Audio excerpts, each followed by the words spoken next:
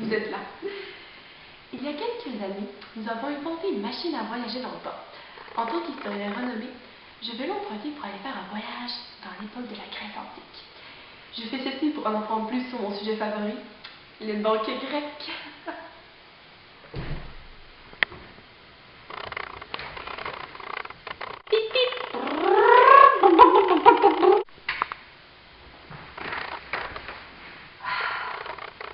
Je suis présentement en l'an -500 dans un banquet grec et je vais aller voir mon amie Madame Tagliati pour en apprendre plus sur l'origine des banquets. Quelle est l'origine du mot banquet? Le mot banquet est la traduction indirecte du mot symposium qui veut en fait dire réunion de buveurs. Depuis quand pratique-t-on les banquets? Chez les Grecs, la pratique des banquets remonte à l'époque homérique ou même avant ça, et ça marque le moment où le groupe se donne des règles et se constitue en communauté. L'apparition des cités-États, les polices, sont aussi en lien avec les banquets. Quelle est l'importance des banquets pour les Grecs? Ces rassemblements sont à la base de la sociabilité grecque. Il y a même un lien entre les banquets et l'obtention de pouvoir politique. La présence au banquet était en fait un signe d'intégration. L'absence de banquet chez certains peuples trahirait un manque d'organisation sociale et politique. Quelle place avons-nous des banquets aujourd'hui? Les nombreuses fêtes organisées à diverses occasions ont engendré un genre littéraire, le genre littéraire du banquet. La discussion qui unit les citoyens permettait d'aborder des sujets comme la philosophie ou la politique. D'ailleurs, même Platon et Aristote ont écrit sur les banquets. Voici une servante qui assiste à de nombreux banquets grecs. Mais dites-moi, les banquets étaient-ils tous les mêmes? Non, il y a plusieurs types de banquets. Certains étaient beaucoup plus festifs que d'autres, comme par exemple les fêtes de famille ou de religion, les fêtes de la cité.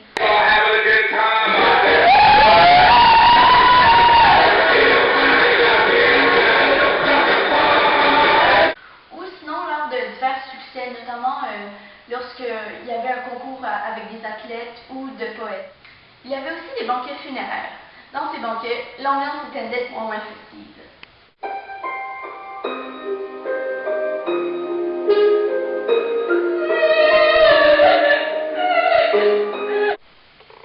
Il y avait aussi une différence si l'hôte était riche. Par exemple, parfois lors des banquets de la cité, on pouvait accueillir la population entière dans une même salle, même les étrangers. Les banquets familiaux, donc lors des fêtes de famille et des fêtes religieuses, eux, étaient beaucoup plus modestes. Mais dis-moi, qui était présent lors des banquets? Il est strictement réservé aux hommes, et souvent seulement des hommes riches. C'était un de leurs passe-temps préférés. On y invitait des acrobates, des musiciens, des joueuses de flûte, des danseuses et même parfois des filles de joie. Les danseuses et les filles de joie, elles étaient des esclaves. Parfois, il y avait un prêtre ou une prêtresse qui était présent pour faire un rituel ou un sacrifice en l'honneur d'un dieu qui était souvent Dionysos, puisque c'est le dieu des banquets.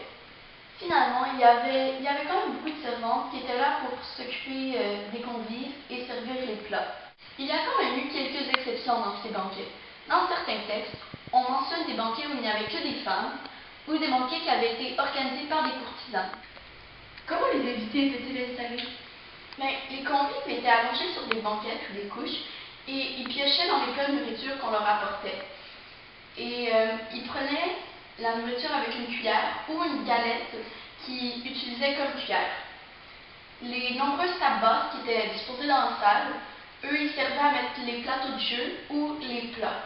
Donc les hommes, majeurs et égaux, eux mangent allongés sur des couches, alors que les femmes, à vrai dire, les seules femmes présentes, c'est des prostituées ou des filles de joie, comme on appelle. Eux, ils mangent allongés nus sur la cheminée. La position est très importante pour nous les Grecs. Il est important de manger allongé. C'est un symbole de statut social très important. Les gens qui avaient un statut inférieur, comme les femmes et les esclaves, on pouvait leur refuser de manger allongé. Les maisons dans lesquelles se déroulaient les banquets étaient-elles somptueuses? Oui, si vous voulez, somptueuses et bien décorées parce que c'est des salles de réception. Donc, il y avait beaucoup de fleurs, des banquettes moelleuses et des couvertures parfumées. La vaisselle aussi était de bonne qualité et très coûteuse. La plupart du temps, les banquets débutaient à la fin du repas. Les convives arrivaient convenablement vêtus, les pieds et les mains lavés dans ce bassin qui était amené par un esclave à l'entrée du banquet. Le banquet est divisé en deux parties. La première est consacrée au repas. On y servait de la viande, comme de l'agneau, et des plats à base de blé, comme de l'orge et des galettes. Même si cette partie n'était pas consacrée au vin, les coupes étaient toujours pleines d'eau et de vin. Effectivement, les Grecs trouvaient le goût du vin pur trop alcoolisé. C'est pour ça qu'ils les divisaient. D'avance, on préparait deux grands cratères, c'est-à-dire des vases, un avec de l'eau chaude et un fait avec de l'eau froide. Pour chaque banquet, on nommait un roi du banquet, qui était aussi nommé symposiarque. Il était tiré au sort et son devoir était de s'assurer que le ratio eau-vin dans les coupes était toujours la bonne. Il devait aussi ordonner aux esclaves quel plat à emporter et ce à quel moment. Il pouvait aussi décider le nombre de coupes que l'invité devait boire. S'il ne réussissait pas d'ici la fin du banquet, il devait soit quitter ou relever un défi du symposiarque. Sors de mon banquet!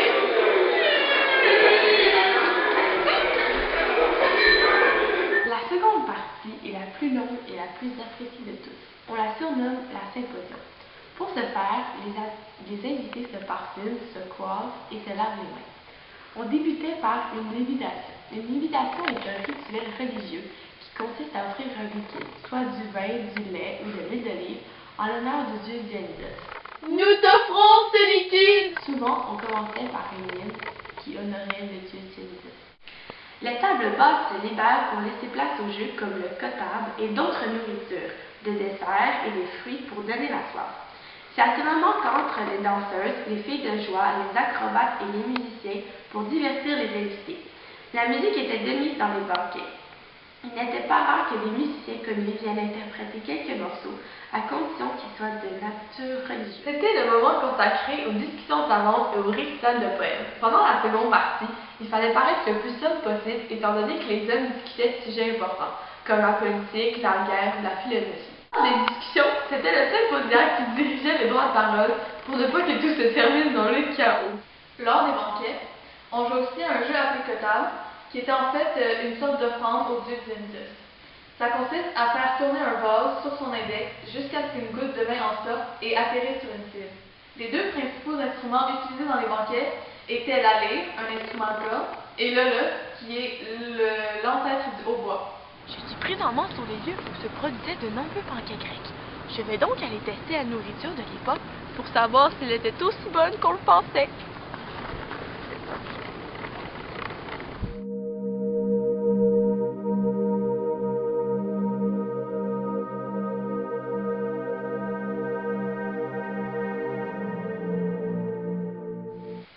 Mais en fait, est-ce que les banquets sont des orgies?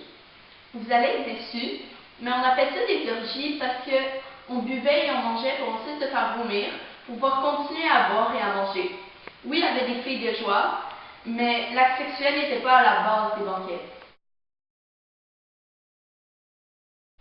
Donc, en résumé, on va dire 3 informations importantes. Mais premièrement, les banquets étaient juste réservés aux hommes, surtout les hommes riches, sauf bien sûr pour les filles de joie. Deuxièmement, c'est une orgie au sens où on boit et on mange pour ensuite se faire vomir pour continuer à manger après. Et finalement, les banquets sont à la base de la sociabilité grecque. J'ai appris tellement d'informations pertinentes. Je vais maintenant rentrer chez moi. Au revoir, banquet grec. On engendrait le genre littéraire du banquet, un genre littéraire du banquet. Donc, pour les 3 informations importantes, donc pour récapituler, C'est même pas drôle. Merci, madame.